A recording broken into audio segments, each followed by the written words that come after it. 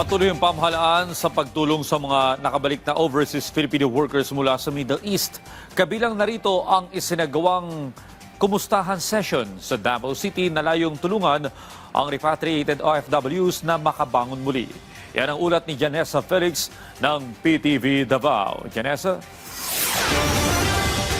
Audrey, mahigit 50 mga overseas Filipino workers o OFW dito sa Davao Region mula sa Middle East na tinulungan ng gobyerno makauwi sa Pilipinas ang lumahok ngayon dito sa kumustahan session na pinangunahan ng Department of Migrant Workers o DMW Davao Region.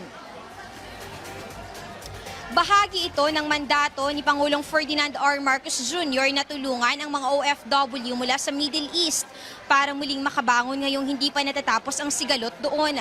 Katuwang ng DMW ang DSWD, DOH, DOLE at iba pang ahensya ng gobyerno para matutukan ang pangangailangan ng mga OFW.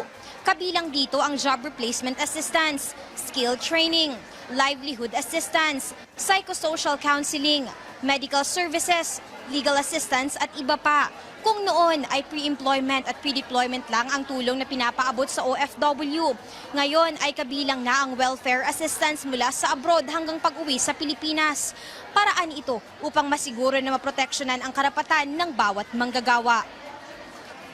Audrey, ang ganitong programa ay hindi lamang responsibilidad ng isang ahensya ng gobyerno gaya ng Department of Migrant Workers, kung hindi ng lahat ng ahensya ng gobyerno upang mapangalagaan ang karapatan ng mga overseas Filipino workers. Audrey? Maraming salamat, Janessa Felix.